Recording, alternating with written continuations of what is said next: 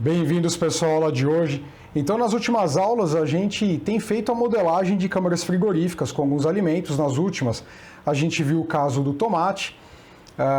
E, mais especificamente, na última, no finalzinho, eu deixei ali anotado uma informação na planilha, mas eu deixei para mencionar aqui agora esse detalhe para discutir com você, ter esse gancho para a aula que a gente vai ver agora, tá? Então, eu vou chamar a tela da planilha. Né? Vamos ver aqui a tela da planilha, não é essa que eu quero. Eu quero a planilha da aula 20 aqui. Então nós temos aqui, pessoal, exatamente a planilha da aula 20, onde a gente discutiu a aula passada, né, todo aquele conceito. E eu quero te chamar a atenção aqui de um detalhe, né? Na aula 18, que foi exatamente... alguns números aqui estão com alguma diferença por conta dos acordos aqui lá em fazer esse projeto específico para esse exportador e tal. Mas aqui, olha, 250 mil unidades de tomate, né, foi o proposto, né? E o final nós temos o quê? Olha só, talvez você não notou aqui, lembra?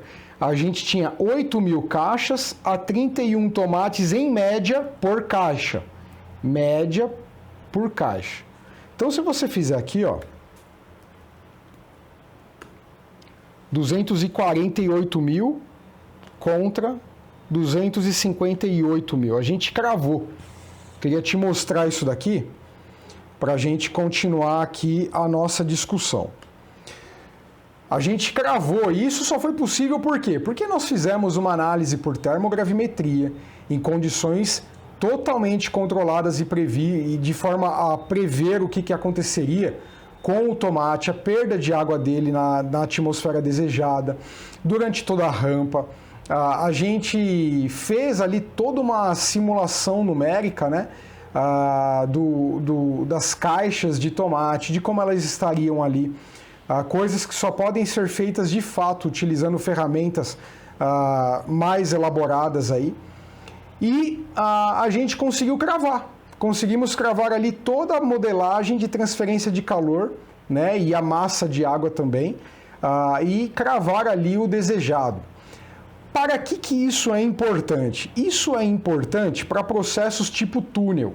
Não que seja um túnel propriamente dito, né, um túnel de congelamento propriamente dito, né? Uma esteira, imagina assim, não é isso. Aqui tem gente de todos os projetos, tem gente aqui focado em câmaras frigoríficas, tem gente aqui focado em resfriadores de bebidas, tem gente aqui em expositores, tem gente na parte de climatização. Olha, então só entenda o que eu estou falando aqui por processo túnel. Túnel, não estou falando exatamente de um túnel, estou falando de processo túnel no sentido que você pode ter uma câmara frigorífica, porém, como ela é de passagem, né, um processo de passagem, até melhor talvez esse termo para ilustrar, o produto vai entrar, mas não vai ficar nela sendo armazenado, ele só serve para você ir de um ponto até outro com a temperatura e a condição em que se encontra o alimento, para seguir adiante para uma outra etapa. Então aquilo é um túnel, ele passa por ali, ele não fica. Por mais que seja uma câmara frigorífica num contexto de um túnel, né? O tomate entrou, resfriou, vai para a próxima etapa, ele não fica ali sendo refrigerado naquela condição, né? Então, nesse contexto, para que serve essas modelagens todas que nós fizemos? Primeiro, é um dos tipos de modelagem mais elaboradas, né?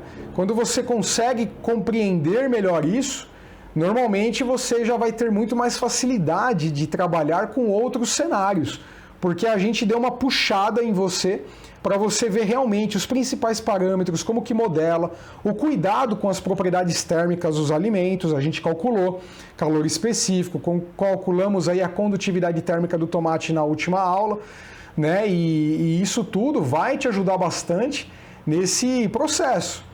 Agora, isso vale para você cravar o relógio, isso vale para você cravar a quantidade e a temperatura final. É para isso.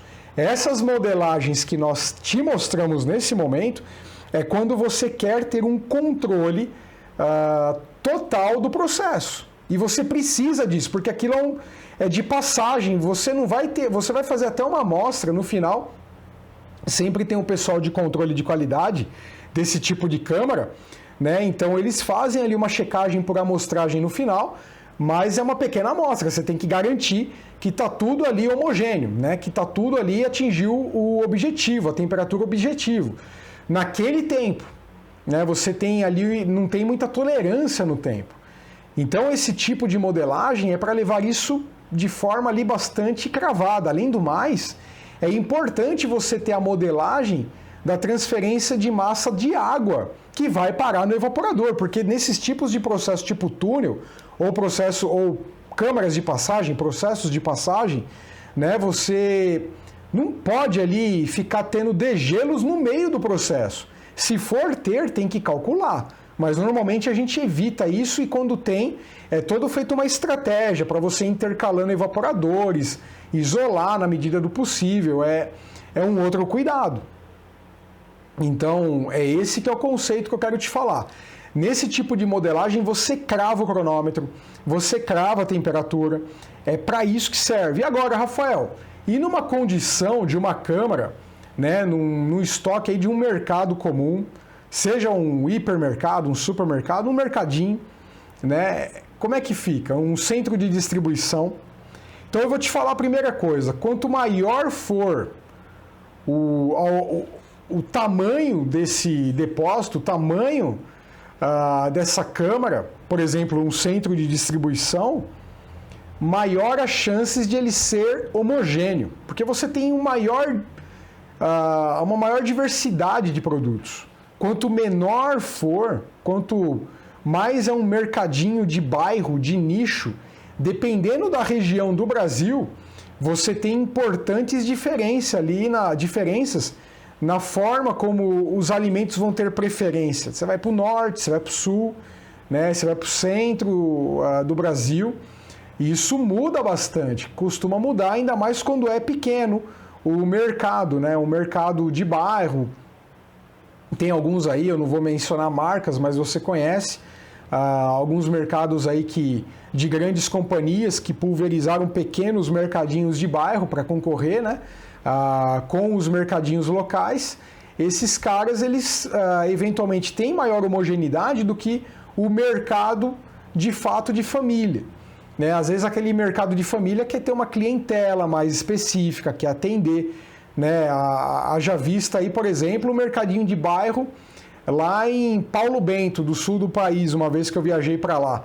Né? O cara tem lá um mercadinho com as melhores carnes para aquela regiãozinha de Paulo Bento, que é uma cidade minúscula, uma delícia. Por outro lado, você vai lá para Poços de Caldas, você vai para Campo Verde, puxa, fugiu o nome agora. Nossa, pessoal, deu um branco aqui lá em Minas Gerais, não é Campo Verde. Até o final da aula eu lembro. Então, você vai lá para esses lugares, lá vai ter mais queijo, né? Você vai em alguns lugares, vai ter mais sorvete até. Então muda muito. Tem uma diferença importante. Então você tem que ficar de olho nisso. De olho nisso. Quando você pelo menos tem essa situação, você não tem, primeira coisa, normalmente você não tem ali um comprometimento de cravar cronômetro. Normalmente essa situação não é exigida de você. E quando isso não é exigido, você então não tem que olhar para esse tipo de modelagem de forma tão minuciosa como nós fizemos. Mas você precisa fazer, né, uma média ponderada dos calores específicos, eventualmente da densidade. Por que da densidade? Cara, muitas vezes você vai acabar lidando com um cara que já passei por isso algumas vezes, não muitas mesmo, ainda bem, mas quando o cara, sei lá, ele está com investimento alto, ele quer começar na carreira de mercado, ele te chama, ele te fala lá, tem aqui esse galpão, aqui é minha câmara frigorífica. Aí você pergunta para ele, quais alimentos? Ele até tem uma ideia, né? Uma vez eu trabalhei em um mercado ali com digamos assim, um mercado de uma comunidade religiosa, né? E eles tinham ali alguns tipos bastante específicos de alimentos, né? Então, pelo menos isso ele conseguiu me dizer. Mas aí eu falei, beleza, quantas toneladas ou quantos quilos de cada alimento você tem ali, qual é a rotatividade? Aí o cara já não sabia. Né? Então, isso tudo, quando vou trabalhar nesse sentido, eu procuro colocar no papel, num contratinho, falando, olha, eu vou procurar te oferecer a melhor condição possível. Eu quero que você tenha um baixo custo de manutenção. Eu quero que a sua câmera não... para o seu próprio benefício. Eu mostro para ele, olha, para o seu próprio benefício. Seu mercado tem menos chance de parar, tem menos chance de ter problema, sua manutenção vai ser menor, seu custo inicial vai ser tipicamente como os outros, porém, com a minha personalização, minha customização, as minhas horas adicionais no teu projeto, você vai ganhar a médio e longo prazo com a economia de manutenção que você vai ter. Isso é uma coisa, é um benefício que eu procuro vender. Falando, olha, eu sou muito categórico, eu falo, você vai ter uma máquina menor, você vai economizar na manutenção e vai economizar na energia consumida, tá? E você também, alguns já começam a se preocupar com selos, né, green aí, por exemplo, selos de construções verdes, então entra aí também o consumo de gás. Olha, você vai ter uma menor quantidade de gás no teu sistema, de fluido, né?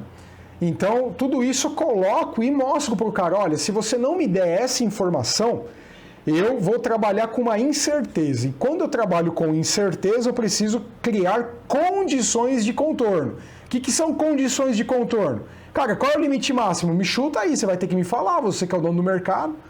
Né? Aí o cara fala, olha, eu vou ter tantas prateleiras dentro da câmara frigorífica. Aí, quando eu vou lá e entendo esses desenhos das prateleiras, você sabendo a densidade dos alimentos naquela temperatura desejada da câmara, você tem uma chance de calcular, então, o volume, né?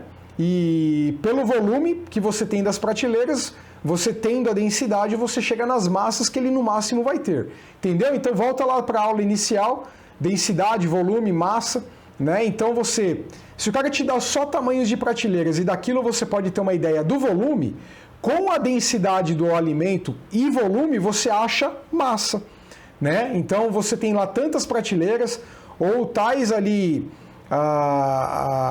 caixas, por exemplo, né? Cestos daquele tipo de alimento. Então você tem um volume. Com a densidade do alimento, você tem um volume. Com a densidade você acha massa. Então você tem que sempre tentar estar rodeando isso daí. Vai ficar mais difícil também aqui, pessoal, porque normalmente em mercados você tem produtos embalados. Aquela transferência de massa de água já não é tão verdade aqui. Normalmente não é nada verdade, né? Porque o alimento está embalado. Então, Rafael, eu vou considerar 3%? Nada. Se tem uma embalagem plástica, não vai. A água não vai passar ali pela membrana plástica. O que vai ter é aquela água, né, que está do lado de fora da embalagem, que suou, vamos dizer assim, condensou, né? O jargão aí fala suou o alimento, mas condensou a água ali na embalagem. E por conta de ter condensado a água, essa água, quando entrar num ambiente com uma menor umidade, como é uma câmara fria, vai ter a transferência disso. Depois você vai aprender isso em psicometria, como é que acontece essa transferência de água, né? Por conta da diferença da umidade. E aí isso vai acabar também bloqueando o evaporador. Essa água vai parar lá no evaporador. Isso você vai ter que calcular também.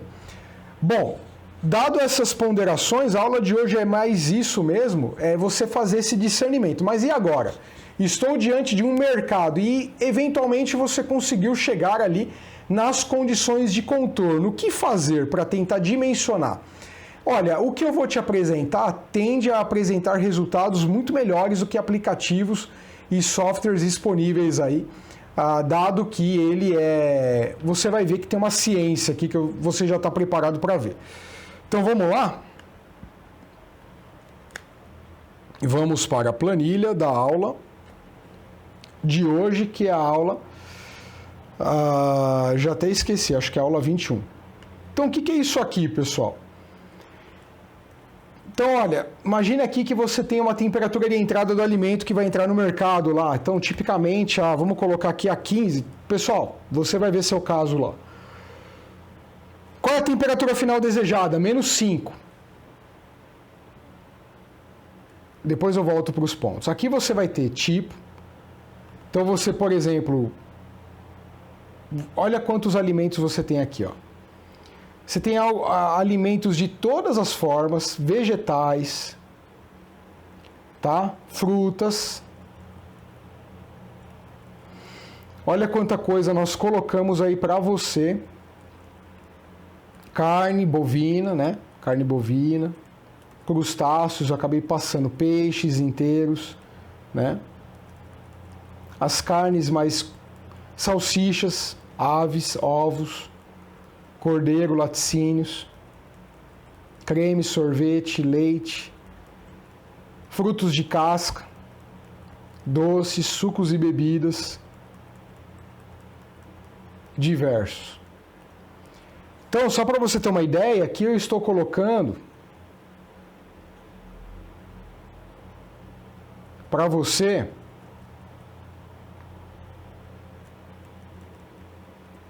206 produtos típicos de mercados, tá? E o que tem de diferente aqui, Rafael? Olha, para cada produto eu trago o início de congelamento. O que é o início de congelamento, Rafael? Por que ele é diferente para cada um? Ele é aquilo que você viu lá na aula, né, onde a gente calculou a fração de gelo lá na carne bovina, tá? Cada produto vai começar, ele não vai, porque tem água, congelar a 0.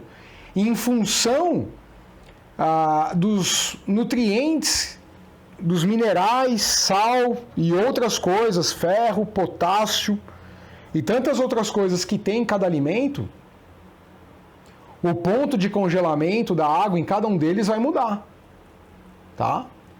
Então isso aqui é uma coisa fixa de cada alimento, eu te trago isso.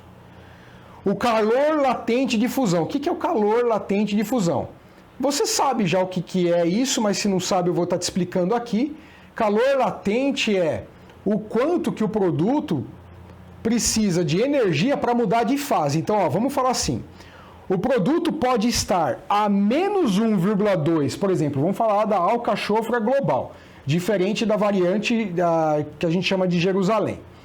A alcachofra global, quando ela está a -1,20, ela não necessariamente ela ficou congelada, ainda ela pode estar no seu estado in natura nessa temperatura. Mas se você retirar o calor latente a partir do momento que ela tocou a -1,20, aí ela vai, de fato, congelar, tá certo? Então é mais ou menos assim, olha. Deixa eu abrir aqui a aula. Então a primeira coisa que a gente vai ver aqui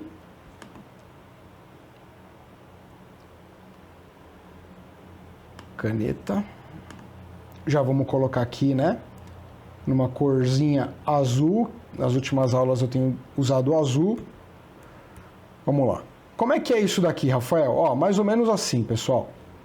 Vamos pegar aqui. Isso aqui é temperatura em graus Celsius. Nossa, isso aqui era para ser reto, cara. E aí aqui, ó, eu vou fazer melhor, peraí.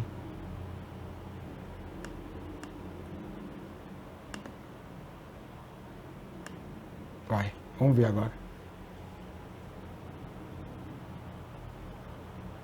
Opa, tá melhor, já virou uma senoide aí, ó. Beleza, vamos lá. Então imagina, puta, tá horrível, cara, eu não consigo trabalhar assim, eu tenho que ver se funciona a minha régua aqui, cara. Cara, eu tenho uma régua aqui, vamos ver se funciona. Putz, cara, eu vou patentear essa ideia, eu acho que dá certo. Ó, colocar a régua aqui em cima. Ó a brincadeira. Ah, moleque, deu certo, cara. Aí, não vem copiar eu não, hein? Então, olha só, ó. Aqui é quilojoule por quilograma. Isso aqui é um joule. Beleza. Ó, então vamos dizer o seguinte. A alcachofra estava lá, a temperatura aqui, sei lá, vou falar que aqui é 10 graus Celsius. E aí você veio retirando o calor, aqui é menos, vamos falar que aqui é um número tipo... Cara, tô chutando um número aqui, vamos falar aqui que aqui é um número... Tô usando qualquer número, tá? 100. Tá ao contrário isso daqui. Aqui você está retirando, você está derrubando a quantidade de calor. Então aqui é 90 kJ por quilograma de produto, aqui é 80, né? Então quando você vai retirando a quantidade de energia por quilo de produto, a temperatura vai caindo. Mas supondo, ó, não liga para esses números aqui, isso aqui são números aleatórios, tá? Só para exemplo da ideia, só para exemplo, beleza? Então vamos falar que ele chegou no tal do menos 1,20. Quando chega aqui, ele não vai mais variar a temperatura, ele vai ficar reto, ele vai ficar num platô aqui, ó. Tô tentando fazer força para ele ficar num platô, cara.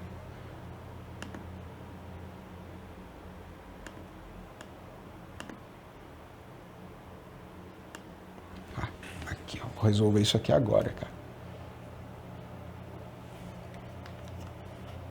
Ó.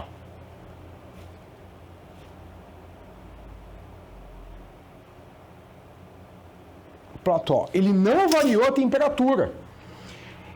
Por quê? Você, ó, aqui, ó, ele já estava, por exemplo, a 70. Aqui estava a 65, ó, a 75, desculpa. 75, aqui era 80, 70, 75, 80, ó. Ele não variou a temperatura, mas veio cair na quantidade de calor. O que aconteceu aqui? Esse trecho a gente chama de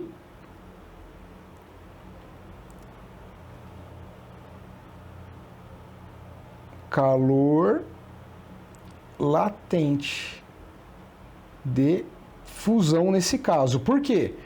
Calor latente é tudo que acompanha uma substância qualquer na mudança de fase. Ele chega uma hora, aqui é calor sensível, né?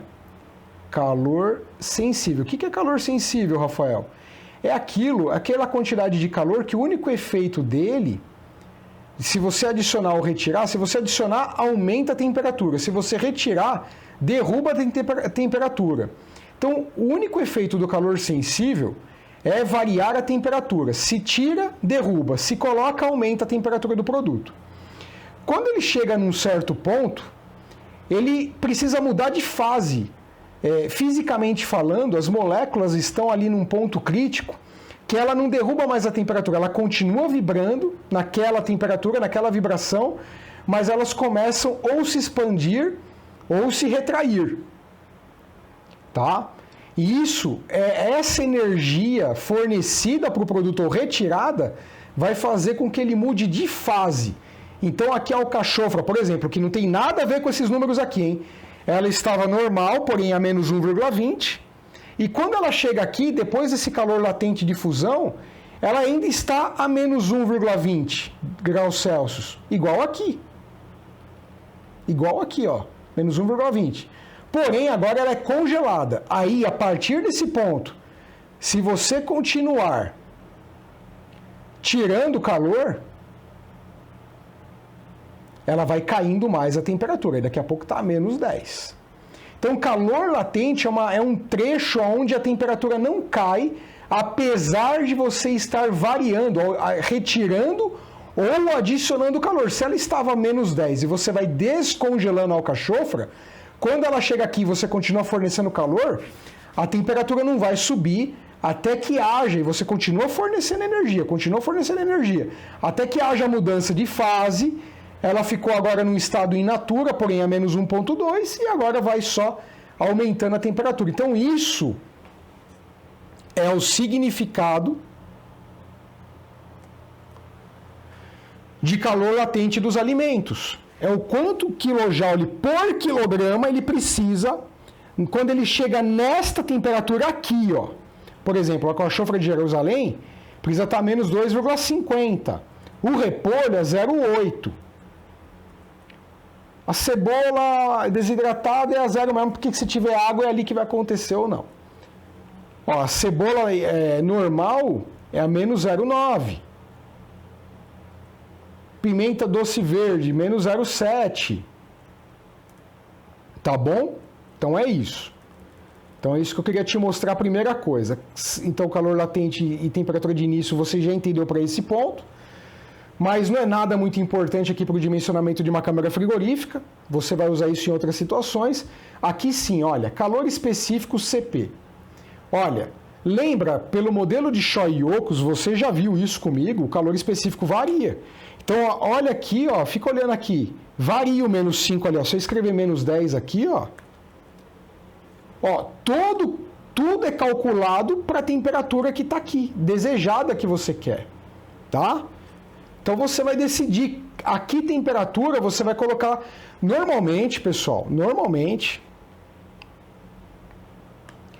nessas situações de mercado, você vai ter uma condição de armazenar. Então, normalmente, você vai pegar o calor específico na temperatura desejada. Não vai fazer na média, normalmente, você pode até fazer. Mas, normalmente, você já faz direto na temperatura desejada. Agora, se as temperaturas de entrada forem muito altas, você tem que considerar isso de alguma forma. Se entra um produto lá a 30 graus e você quer refrigerar ele a menos 5, mas se a carga desse produto for muito grande, o fornecimento dele for muito grande, a rotatividade, aí você já tem que pensar e fazer uma análise específica desse produto aí, qual é o calor específico, o impacto disso tudo no armazém do seu cliente, né? Então vamos continuar de novo. Então esse calor específico, como é que ele foi calculado, pessoal? Pelo modelo de Shoei-Yoko's. Nessa temperatura, contabilizando tudo. Qual é a fração de água, de proteína, de gordura, de carboidrato, de cinzas, de tudo que você pode imaginar está aqui. Já está aqui o modelo completo, tá? Então você não precisa mais se preocupar com isso. Eu vou disponibilizar esta planilha para você, né? As fontes, por exemplo, da onde eu tiro aquelas frações, as frações de água, de proteína, é daqui, ó, do SDA, né? O Food Composition Database norte-americano. Eu assino isso, e isso representa um investimento anual bastante alto para mim ter acesso a essas informações. De qualquer forma, eu já compilei para você, todas as informações que te interessam aí, né? Então você pode vir aqui, eles fazem para todos os alimentos, você não vai conseguir baixar direto, aqui tem algumas coisas que mais para tratamento de dados, mas se você tiver interesse, você vai se afiliar a eles, vai pagar uma anuidade, um valor, né? E você vai ter acesso a esse tipo de informação que naqueles lá da aula eu passei para você já. Por exemplo, como é que é o caso do boi, da carne de cordeiro, que estão aqui, né? Do tomate. Aqui eu coloco de todos eles já calculado com modelos de Shoei-Yoko's, a condutividade térmica, porque no final das contas o que você precisa com aquelas frações é para chegar no calor específico, numa temperatura específica, como eu estou te dando aqui. Você pode calcular isso aqui a 10, então aqui, ó, a 10 graus, a 10, calcula o que você quiser colocar aqui, eu quero calcular menos 1,5, calcula, ele já te corrige tudo aqui, tá? Condutividade e a densidade, lembra agora há pouco que eu estava falando com você? Mas e aí, Rafael? Vamos falar aqui então que eu tenho um mercado, esse mercado, eu falei com o dono, apertei ele lá, eu vou usar um número redondo aqui para ficar fácil de você mentalizar isso. Ele me disse que a massa total ali é 1 tonelada, é 1.000 quilogramas, que vai ter naquela câmara frigorífica. E você apertou ele, então olha pessoal, antes de eu falar do que você apertou ele, aqui tem 3 filtros. Você pode fazer um filtro, por exemplo, vamos falar que nesse local eu vou trabalhar só com vegetais. Coney Hook, Desculpa, gente. Desculpa. Kona, quietinho. Kona. É que os outros dois maloqueiros lá do fundo brincaram, os dois cachorros lá do fundo. Conan, para. Senta. Tá atrapalhando a hora do pai. Conan, para. Parou. Bom, vamos lá. Aves. Você vai trabalhar ali leite, ovos, peixe e sucos e bebidas. Então ele falou que você vai trabalhar com isso, você viu lá. Então eu estou dando um exemplo de como você pode trabalhar. Aí você pode ir aqui e selecionar. Você tira todos aqui, por exemplo. Você pode aumentar aqui para ficar mais fácil e começar a olhar. Olha, você quer trabalhar com atum? Você quer trabalhar com... Olha, eu prefiro aqui, quer ver? Ó? Esse é um caminho. Deixa eu vir direto aqui.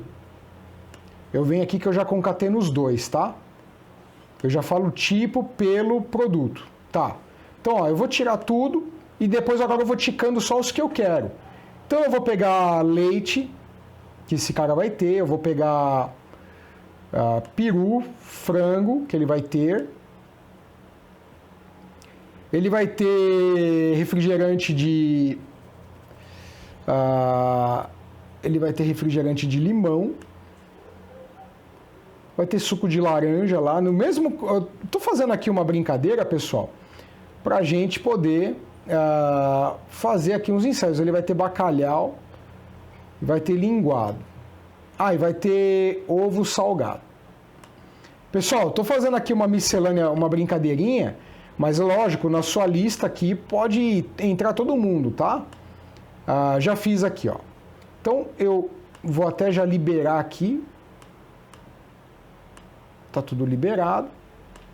Então, olha, ele vai trabalhar com estes produtos aqui. E aí, ele vai falar para você qual é a porcentagem típica máxima que ele espera, né? A composição ali, a máxima que ele espera ter na câmara frigorífica dele. Então, olha, eu vou pegar aqui e falar, olha, ele pegou lá o bacalhau, né? O bacalhau vai ter, por exemplo, 20%. Você tem que escrever por cento. Se você escrever 20 sem 1%, vai dar erro, ó. Vai dar erro. Você tem que escrever 20%. Ele falou para você que 20% do produto dele é bacalhau. 10% é linguado. E aí, aqui tem que bater 100, tá, pessoal? Tem que bater 100. Mais 15% é frango. 15% é frango. Peru é 5%. Ovo, ele vai trabalhar com 20%. Leite, 5%. Sucos e bebidas, ele vai trabalhar com 20%. E 5%, como se fosse, né? 5% que mercadinho saudável, né? Que 5% disso aqui. Então, olha, o que ele fez? Bateu 100 aqui, olha só o que eu já estou te dando. Eu estou dando para você que esse valor aqui vai ser o calor latente de fusão ponderado. Este é o calor específico ponderado. Não é pegar e fazer a média disso aqui. Não é isso. Não é fazer a média. Se você somar esses caras aqui e dividir por 8, porque deu 8 itens aqui, né? E dividir por 8, não vai dar isso. É ponderado, porque ele está considerando a porcentagem, o impacto da porcentagem de cada um desses para te dar esse valor. Então, você vai fazer o cálculo que você tem que fazer com esse calor específico agora. Se você vier a utilizar uma condutividade térmica média, essa é a ponderada, não é média. E a densidade média dos produtos na sua câmara frigorífica. Veja, pessoal, que tem aplicativo e software aí que faz a mágica de pedir temperatura e área, metro cúbico, volume lá e te dá a carga térmica. Não sei como é que os caras conseguem fazer isso, né? Tende a dar certo se você tiver aí uma homogeneidade muito grande, Em lugares grandes costuma ter uma chance de acertar. Mas em lugares pequenos, médios, difícil de acertar. Difícil, né? Então aqui, ó, esse é o calor específico. Então o que eu já fiz aqui para você? Né? Dei uma ideia aqui para você, dei uma ideia. Olha, nessa situação, falando dessa massa de 1.000 quilos, olha, quanto de calor você tem que retirar para você sair de 15 e chegar a menos 1,5 para 1 tonelada, sendo que essa 1 tonelada tem esta distribuição que bate 100% com essas ponderações, foram cálculos ponderados. Então, o calor a ser retirado ele é negativo porque é o que tem que retirar, né? De menos 48,34 kJ. Eu já converti aqui para quilocaloria ou para BTU. Pessoal, agora eu quero falar uma coisa com você aqui, ó. Quero bater um papo com você. Trabalhar com quilocal e BTU no Brasil. A gente já virou uma cultura de trabalhar com isso. Mas eu te digo uma coisa. O pessoal costuma fazer muito erro por causa disso. Eu vou te explicar por quê. Uma coisa muito parecida com o que aconteceu no mercado de caixas de som. Eu vou mostrar para você. Aqui, ó. Olha só. Joguei na tela aí. O Newton Sebraga é um cara que, acho que quem mexeu com eletricidade conhece ele, eu respeito ele. Ele é um cara que fez um grande trabalho aí, né, de divulgação de eletrônica aí no Brasil. Esse artigo eu nunca esqueci dele, é de junho de 2010, né? Eu acompanho ele desde a época que eu fiz Senai, cara, desde o ano 2000. Então, olha só que engraçado. Ele conta aqui um caso. Não sei se você lembra que antigamente os watts das caixas de som eram dados em PMPO. Cara, era uma loucura, porque você ia comprar uma caixa de som e você comprava a potência dele em PMPO. E isso, né, você dá uma lidinha nessa matéria, ó, Newton Sebraga, você digita aí o título, ó, potência RMS versus PMPO. Potência RMS versus PMPO, vai lá no site dele, é o artigo 239. Ele conta para você que isso era uma sacanagem, era uma malandragem dos fabricantes. Por quê? Primeiro, dificultava a transferência no que importava de fato, que era watt. Né? E aí dá uma ideia de quanto mais watts melhor, mas olha só a sacanagem que os caras faziam. Quando entrou a ideia do RMS, é porque o RMS, ele de fato não é 0,707, o RMS tem uma história a mais. Ele é o valor médio quadrático, que ele aqui, como ele mostra mais para rubistas, ele acaba não mostrando esse conceito. Mas ele já trouxe aqui uma coisa muito bacana. Ele falou, ó, o RMS é uma média. O pico, não tem nada a ver com a média, de fato. Não tem nada a ver, ela nem representa. Né? Tem até um lugar aqui que ele falava, eu até esqueci já o significado. Quer ver? Ele fala aqui, cara, é um absurdo. Mas eu acho que é pique alguma coisa. Puxa, eu não lembro o que significa a sigla PMPO. Mas antes, se você comprar até meados de 2010, 2012, ainda tinha muita caixa de som vendendo para casa, para equipamentos domésticos, para carro, tudo com PMPO. Qual que é a malandragem? A malandragem é que o cara fazia o seguinte. Imagina que a potência real média de som de uma caixa de som era essa daqui, ó.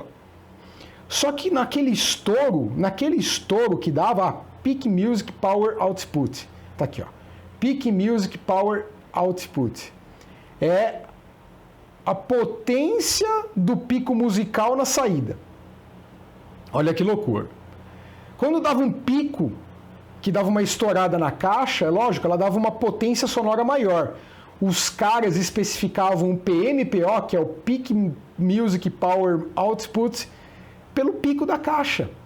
E não era a potência média. Então você tinha lá uns PMPO de 2.000 watts, cara, era quase Era quase uma usina nuclear, cara. Cada caixinha, você pegava uma caixinha, um fone de ouvido assim, 1000 PMPO, 100 PMPO. Cara, como é que dá para ter 100 watts nisso daqui? Não dá. Não dá, ele incinera. Né? Eu tô olhando aqui para ver se eu tô aparecendo na tela com a minha mão. Ele incinera. E aí, isso ficou por décadas. Só que o eletrônico, por natureza, começou a olhar, o eletrônico gosta um pouquinho mais de matemática, é um perfil e mecânico também é diferente. Isso começou a pegar mal. Começou a pegar mal quando a massa de engenharia no Brasil começou a crescer. E começaram a perceber essa sacanagem, né? Começaram a perceber que o pessoal, os fabricantes, estavam vindo de fora e fazendo isso. E aí entrou, isso aí virou até uma lei, ficou uma coisa pública que não, você tem que dar. Aí, ó, ele fala de vários casos aí, achei muito legal, é muito corajoso, ele dá exemplos do que foi feito na época, ele tirou foto mesmo. Um cara aí que o Newton Sebraga eu respeito, ele foi lá e mostrou, foi um dos primeiros que mostrou o problema. E o RMS aí acabou com a brincadeira do fabricante, porque aí sim, voltou e falou, ó, cara, seguinte, sem conversinha. O fone de ouvido aqui, ó, 1 watt. Ah, mas no pico dá 100. Cara, como é que você faz a conta que no pico dá 100? Dá até irritação. Cara, se ele ficar 2 segundos no pico, ele explode esse negócio aí dentro da tua orelha. É um pico só, é um pico, não é o todo dele, entende? Né? É igual você falar, eu levanto 100 quilos e aguento 100 quilos. Cara, você aguenta 100 quilos em 3 segundos e você já solta ele no chão. Você não fica muito tempo. Essa não é a potência que você aguenta. A sua potência é aguentar 30 quilos, talvez algumas horas. Entende a diferença? Falar, minha potência é 100 quilos, eu aguento sempre 100 quilos. Sempre nada, é só um pico de 3 segundos. Jogar um peso aí de 100 quilos em você aguenta 3 segundos e solta. 5, 10 para o mais fortão, mais valentão. Entendeu? Aí volta para nossa história aqui agora. Cara, não é a mesma coisa, aqui tem conversão direta, mas cara, isso aqui é unidade térmica britânica, meu, BTU. Caloria, cara, isso aqui tem mais a ver com alimentos. Cara, joule por segundo dá watt. Watt, direto, watt. Watt, fica fácil de entender as coisas. Fácil, porque a hora que você divide joule pelo tempo desejado, que é o que eu fiz aqui, quero 15 horas, lembra? 15 horas vezes 3.600 segundos. Então, ó, o que eu fiz aqui? Peguei o calor, 48,34, dividi por Conan quieto, 15 vezes 3.600, que é em segundos. 15 vezes 3.600 dá o período em segundos. 48 dividido por esse período que eu achei deu 0,9 kW. Acabou. Está aqui a minha potência do meu sistema que eu tenho que retirar. E isso você vai e olha. Você vai e já olha diretamente. Isso aqui não dá para enganar. Você olha a potência em watts de um compressor, do evaporador, do condensador. Acabou. Por que os caras apresentam em BTU, cara? Unidade britânica, meu. Por que local, cara? De verdade, não. Por quê? Você entendeu isso até hoje? Eu nunca entendi, cara. Não consigo entender. Olha, entendeu? Lê o artigo do Newton Sebraga e vê se isso te faz sentido, cara. E aí eu vou no mercado, olho as coisas que fazem, eu olho as pessoas que me chamam para refazer projeto, que fizeram o projeto errado. Aí eu falo, cara, entendi. Olha, dá até para falar que a empresa veio da Ásia, da Europa, da América do Norte, os americanos usam isso, usa joule mesmo e watt. Veio da Europa, da Ásia e tá aqui no Brasil já há 100 anos, 50 anos e, cara, usando a mesma unidade, por que não cuida do catálogo? Por que não passa para watt? Né? Por que não passa para joule? É a unidade mais básica do SI. Meu amigo, por norma, nós estamos no SI. Unidades SI, cara, nomenclatura geral. Acabou. Não tem o que falar. Entendeu? Sistema internacional, ó. Sistema internacional. Para medidas de engenharia, de cálculo, como é o que interessa agora. Quando eu falo engenharia, tem muita gente aqui de vários níveis. Não estou falando para engenheiros. Quando a gente fala sistema internacional para engenharia, é cálculos para o que a gente está fazendo, para calcular um motor, né, dentro do assunto, do escopo engenharia. Seja você um técnico, um autodidata, um engenheiro, você vai entender. Quando a gente fala SI, unidades de engenharia, são unidades para cálculos de engenharia dentro do sistema internacional. O que importa é joule e watt nesse caso. Por que tem que fazer conta de ar-condicionado com BTU? Cara, é até difícil. Olha, desculpa, talvez as pessoas estudaram muito, talvez, tem uma mentalidade... Ah, mas eu me acostumei. Cara, você se acostumou o quê, meu amigo? Você se acostumou o quê? Você olha lá pro... Você não consegue fazer a conta de eficiência, cara. Se não tiver o selinho do Procel lá pra você, você pira. Você não faz a conta, cara. Você não consegue. Entendeu? Tô falando na média. Talvez você consiga, mas, meu, você vai ter que converter BTU para watt. Você vai se empananar todo. Por que já não apresenta em watt a potência, a capacidade de absorção de um ar-condicionado? Cara, porque aí você pega a carga térmica humana em watts e faz a conta.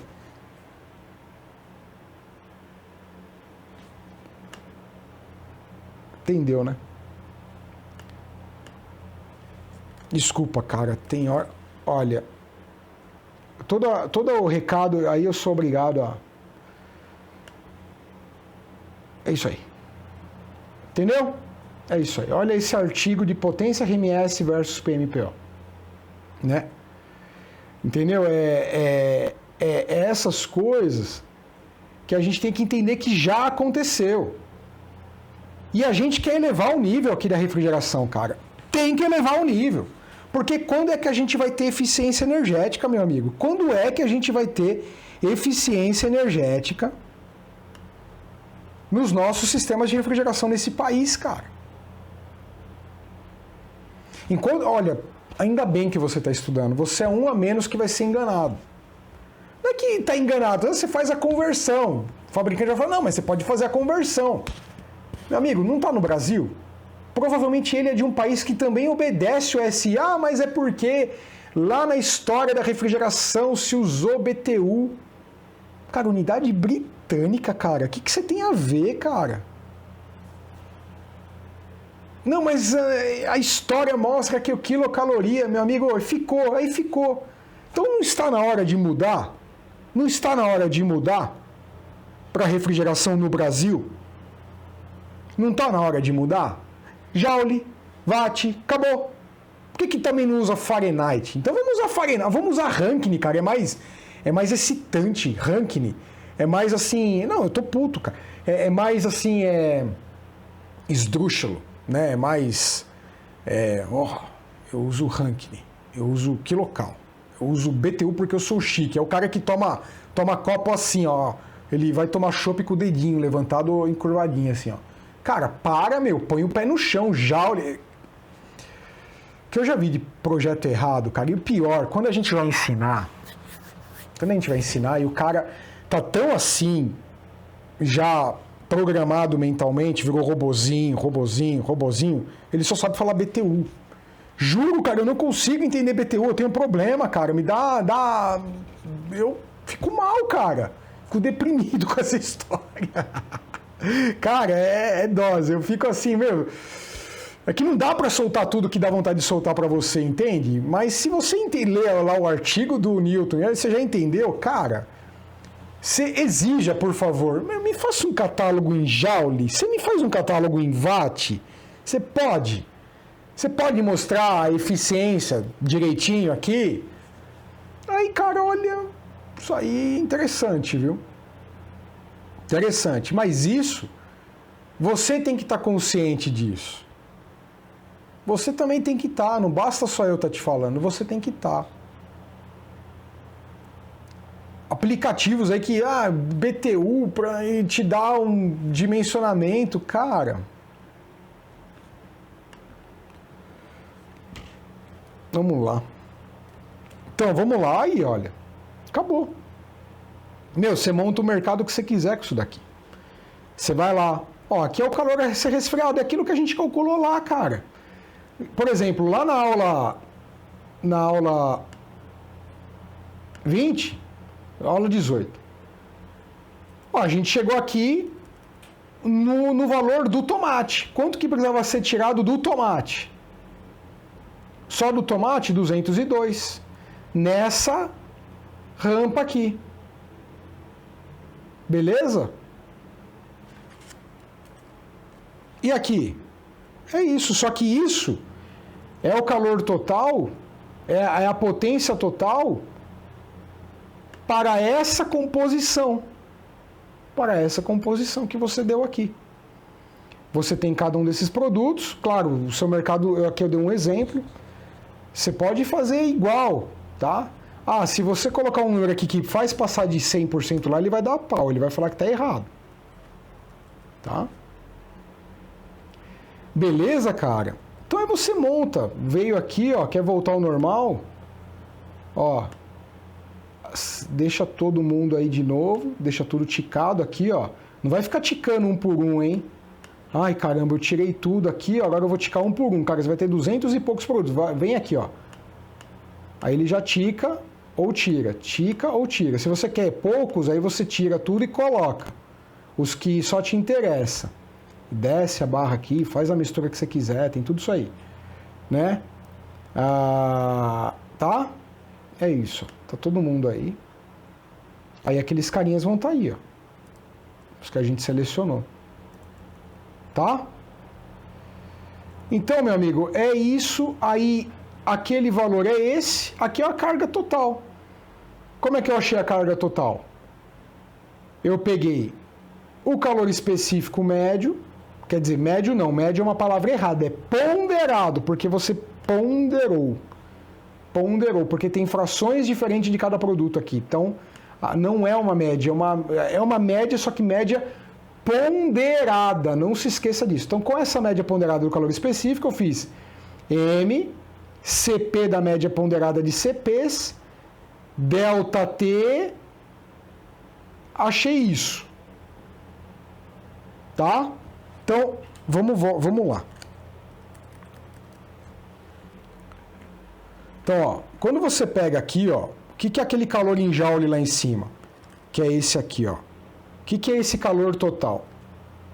É o calor total a ser retirado, que a gente chama lá, retirado, é igual a massa total vezes o CP, que vem da média ponderada vezes o delta T. E o delta T é esse aqui, ó. Tá? Beleza? É isso. Aí, como você faz isso daqui, né? Você já sabe isso, mas massa dá em quilograma. CP é quilojoule por quilograma Kelvin, e o ΔT é uma diferença de temperatura que Kelvin ou grau Celsius. Mas você sabe que Kelvin grau Celsius cancela, quilograma por quilograma cancela, dá quilojoule, que é isso que está aqui, ó. Eu só multipliquei essa massa por esse calor específico da média ponderada pelo ΔT, que é esse menos esse. Por isso que deu negativo aqui. Final menos inicial.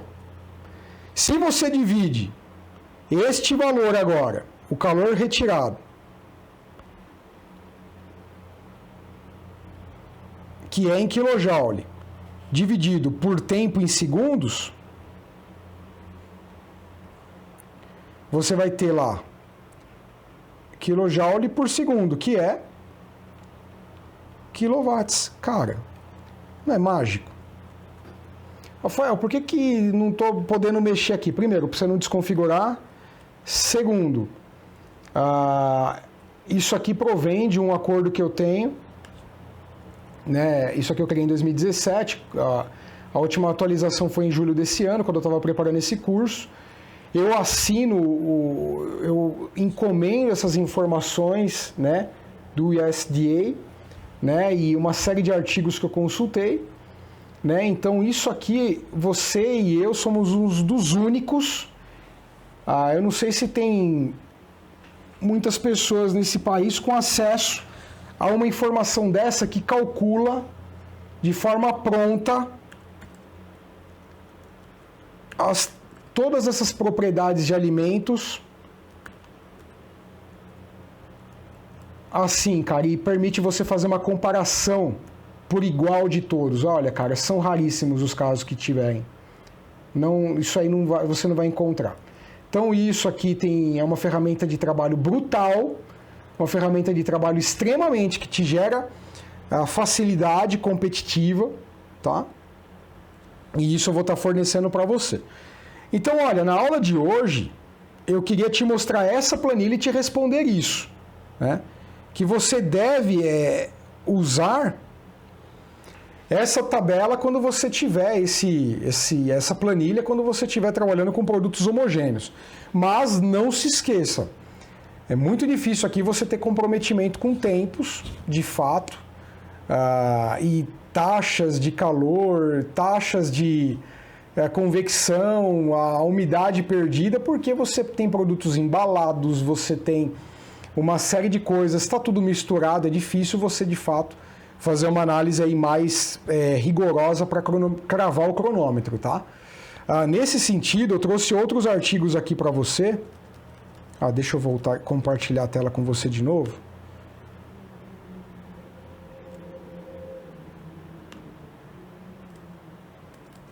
Cadê os artigos? Aqui, ó. Olha, nesse sentido, o que eu queria te mostrar? Esse aqui é um artigo, né, que ele faz um modelo simplificado, né, para predizer a temperatura em embalagens numa câmara fria. Então, olha só, cara, ele pega aqui frutos, né? Então aqui esses frutos estão, por exemplo, uma caixinha de morango, por exemplo. Ele fala aqui como é que ele brinca com isso. Ele considera radiação, convecção, tá? Ele considera os vazios entre os frutos. Os frutos são os branquinhos, o pontilhado é ar. O fruto, né? Olhando aqui em corte, né? Ele considera os frutos como cilindrinhos. E, cara, olha aí a modelagem, ó. Tudo que você já aprendeu. Ele considera, por exemplo, isso aqui é um moranguinho, da superfície do morango até para fora. E como normalmente as caixas ficam de lado, ele calcula nesse sentido a transferência de calor, né? Então é bem interessante, uma forma e na outra. Então ele calcula as resistências térmicas do jeito que você aprendeu. Você tem todas as ferramentas para fazer isso aqui. Condução, radiação, convecção. Ele entra aqui, vai, mergulha e faz a modelagem para caixas de frutos aí. Muito interessante, tá? Isso a gente vê mais para frente depois, mas é bem bacana, né? Ele te dá aí uma ideia interessante, ele calcula lá o LC, vai calcular o número de PRAM, tudo aquilo que você vem aprendendo, só que para uma caixinha de fruto. Ele foi um dos primeiros a criar um passo a passo, veja que já é um artigo de 2011, um passo a passo simplificado, né? Do colega aí Solanke, que ajudou a gente a ter acesso a esse. Aqui temos um outro também, no caso de garrafas PETs, do Vicenço lá que ajudou a gente, né? E vamos lá. Ele também faz aqui uma simulação para garrafas, né? Então ele modelou em 3D a garrafa e faz esses cálculos que você já aprendeu aqui comigo no começo, né? Então ele calcula, só para mim te mostrar, o coeficiente global U,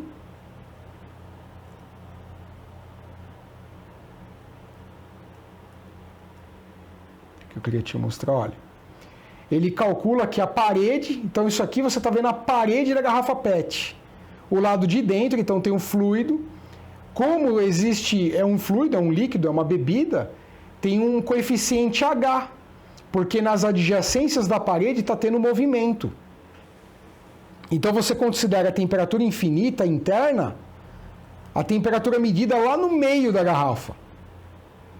Que é isso aqui, ó. Ele colocou o sensor de temperatura, o termopar, bem no meio. Essa é a temperatura infinita. A parede do PET você sabe lá, isso aqui é dado em tabela, a condutividade térmica de um material PET, a espessura você tem. É um material cilíndrico, você já sabe trabalhar com isso. Ele calcula o H de convecção interno e externo com o ar e faz aí toda a previsão de em quanto tempo essa garrafa vai congelar. Isso aqui é importantíssimo. Eles fizeram, que eu conheço esse estudo, um estudo para uma grande empresa aí, fabricante de garrafas de refrigerante, né? Fizeram um estudão aí, foram um dos primeiros a modelar a fundo essa brincadeira em 2015. Você vê que esses trabalhos criteriosos, visando aí a maior eficiência energética, cravar as coisas, diminuir a quantidade, porque quando você modela, você trabalha com segurança. Por exemplo, com esse motor, com esse piloto automático dos carros Tesla agora, o pessoal já está fazendo uma extrapolação de que quando todos os carros trabalharem com um piloto automático, né, as velocidades médias nas ruas vai poder ser muito mais alta. Então você está falando aí de que, por exemplo, numa marginal nossa aqui de São Paulo, para quem não conhece, né, a nossa grande via aí, né, da cidade aqui, você vai poder ter velocidades típicas ali de 180 a 200 km por hora. Por quê?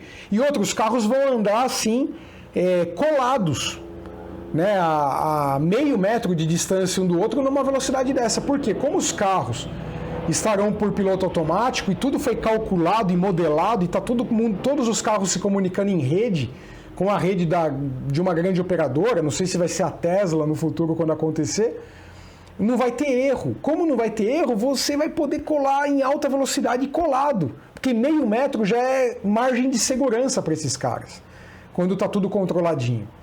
Isso está se fazendo agora com o mundo térmico, com o mundo da refrigeração. Entende? Porque a maior parte da energia consumida é com a cadeia do frio, que impacta diretamente na alimentação humana. Se a gente começar a cravar as modelagens nisso, a gente, apresenta uma contribuição importante. É para isso que está sendo feita essas modelagens mais recentemente. O meu curso vem atender essa necessidade, né? Então você já está sendo treinado para isso. E tudo que eu te dei lá no começo, você começa a ver estudos de ponta, estudos aí que demandaram 200, 500 mil dólares de investimento para ser apresentado com o conteúdo que eu passei aqui para você. Então você veja que são informações importantíssimas essas, tá? Então, essas modelagens vão acontecer, a gente num outro módulo desse curso, eu vou te levar a modelar produtos de... Você vai poder chegar para o teu produtor, para o teu cliente mais específico e, olha, cravar as coisas, esse tipo de modelagem, você vai ver mais para frente isso num outro módulo comigo. Aqui você está vendo essas modelagens aqui para atender e já te elevar o conhecimento, atender teu cliente de uma forma ali com eficiência energética ótima, com uma eficiência energética muito acima do que nós temos. E mais para frente eu te levo num outro módulo além desse que você está fazendo aqui comigo. Vou te apresentar mais para o final do curso. Você vai ver coisas assim absurdas que você vai ser capaz de fazer e mostrar para o teu cliente. Isso é muito bacana. Então, olha, o que eu queria te mostrar era isso na aula de hoje.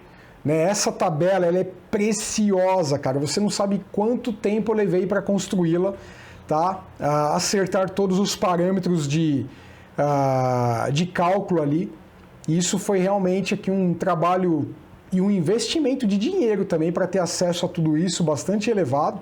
E você tem acesso agora pelo nosso curso a essa planilha, faça bom uso, né? Fique com você. Essa planilha vai lhe gerar competitividade. Ela te dá uma vantagem competitiva frente aos seus concorrentes. Você pode usar o argumento, né? Você pode usar o argumento da eficiência energética, da customização, E isso a gente está trazendo para você, tá bom? Então era isso, passar limpo aqui o que a gente viu, né? Passar aí, você já deve estar começando a se perguntar, poxa, mas e quando forem situações em que são múltiplos produtos? Então vem aí essa resposta para você que ou já fez ou vai fazer. Bom, tá aí essa pergunta, essa aula aqui para demonstrar claramente como que isso funciona. Então, com as minhas checagens de projeto, eu uso essa planilha que eu estou te fornecendo. Isso daqui é ouro, guarda para você, tá bom? Obrigado, pense em tudo que eu te contei. Vamos começar aí a trabalhar cada vez com maior rigor técnico e maior eficiência energética com segurança. Você tem segurança para calcular, tá bom? Um grande abraço, obrigado, tchau, tchau, até a próxima aula.